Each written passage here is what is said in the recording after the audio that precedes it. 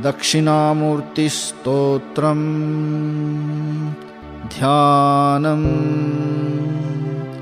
मौनव्याख्या प्रकटितपरब्रह्मतत्त्वं युवानम् वर्षिष्ठान्तेव सदृशिगणैरावृतं ब्रह्मनिश्चैः आचार्येन्द्रं करकलितचिन्मुद्रमानन्दरूपं स्वात्मा रामं मुदितवदनं दक्षिणामूर्तिमीडे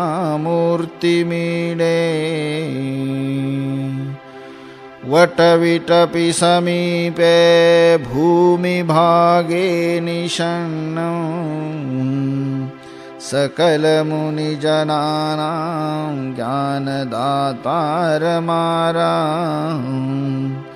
त्रिभुवनगुरुमीशं दक्षिणामूर्तिदेवं जननमरणदुःखच्छेददक्षं नमामि चित्रं वटतरोर्मूले वृद्धा शिष्या गुरुर्युवा गुरोस्तु मौनव्याख्यानं शिष्यास्तु छिन्नसंशयाः निधये सर्वविद्यानां भिषजे भवरोगिणां गुरवे सर्वलोकानां दक्षिणामूर्तये नमः। ईश्वरो गुरुराप्नेति मूर्तिभेदविभागिने व्योमवद्व्याप्तदेहाय दक्षिणामूर्तये नमः। दक्षिणामूर्तये नमः।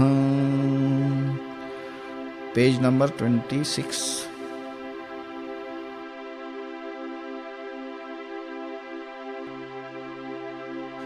दक्षिणामूर्त्यष्टकम् विश्वं दर्पणदृश्यमाननगरी तुल्यं निजान्तर्गतम् पश्यन्नात्मनि मायया बहिर्भूत् भूतं यथा निद्रया यस्साक्षात् कुरुते प्रबोधसमये स्वात्मानमेवाद्वयम्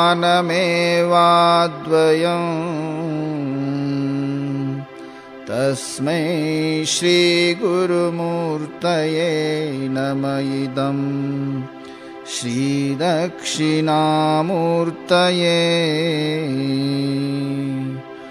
बीजस्यान्तरिवाङ्कुरो जगदिदं प्राङ्निर्विकल्पं पुनः माया कल्पितदेशकालकलना वैचित्र्यचित्रीकृतं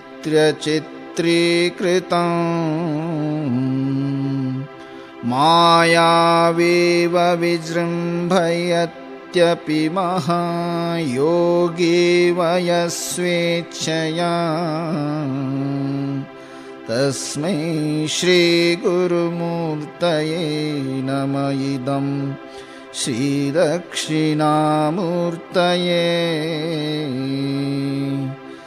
यस्यैव स्फुरणं सदात्मकमसत्कल्पार्थकं भासते साक्षात् तत्त्वमसीति वेदवचसा यो बोधयत्याश्रितान् यत्साक्षात्करणाद् भवेन्न पुनरावृत्तिर्भवाम्भोनिधौ तस्मै श्रीगुरुमूर्तये नमः इदं श्रीदक्षिणामूर्तये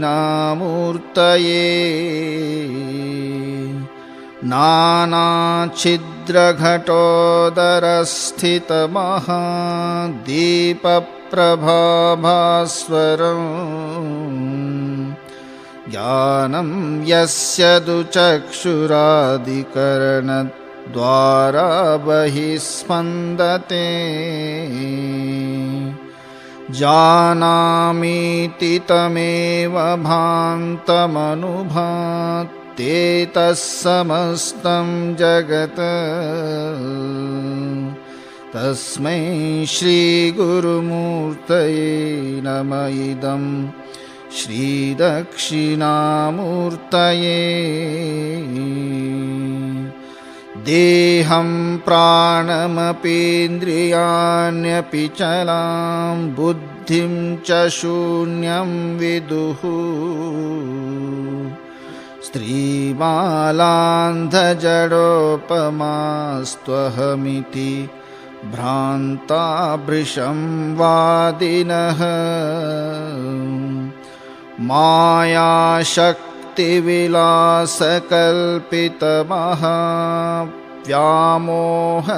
मायाशक्तिविलासकल्पितमहाव्यामोहसंहारिणे तस्मै श्रीगुरुमूर्तये नमः इदं श्रीदक्षिणामूर्तये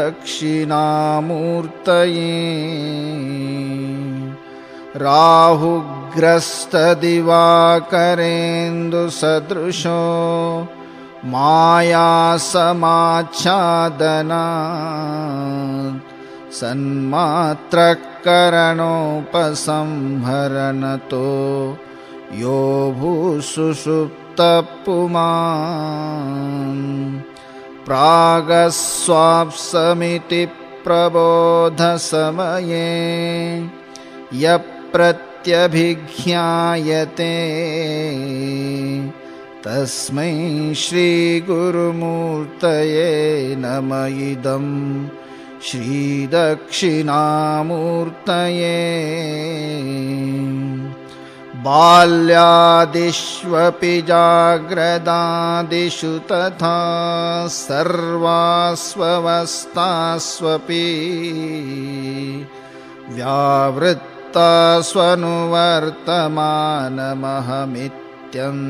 व्यावृत्तास्वनुवर्तमानमहमित्यन्तःस्फुरन्तं सदा स्वात्मानं प्रकटीकरोति भजतां यो मुद्रया भद्रया तस्मै श्रीगुरुमूर्तये नमः इदं श्रीदक्षिणामूर्तये विश्वं पश्यति कार्यकारणतया स्वस्वामि सम्बन्धतः शिष्याचार्यतया तथैव पितृपुत्राद्यात्मना भेदतः स्वप्ने जाग्रति माययैष पुरुषो मायापरिभ्रामितः तस्मै श्रीगुरुमूर्तये नमः इदं श्रीदक्षिणामूर्तये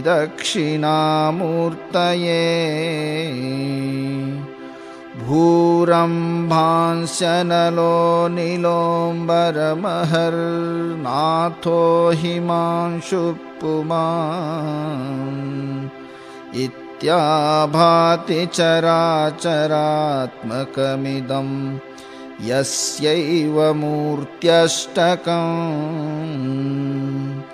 नान्यत् किञ्चन विद्यते विमृशतां यस्मात् परस्माद्विभोः तस्मै श्रीगुरुमूर्तये नमः इदं श्रीदक्षिणामूर्तये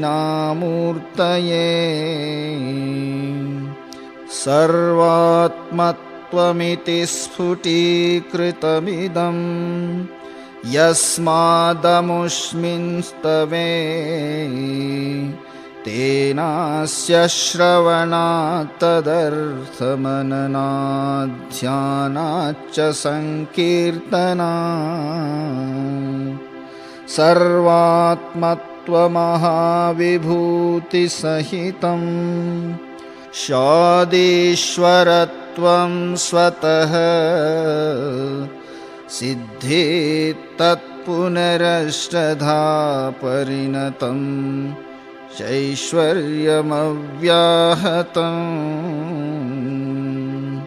सिद्धेत् तत्पुनरष्टधा परिणतं चैश्वर्यमव्याहतम्।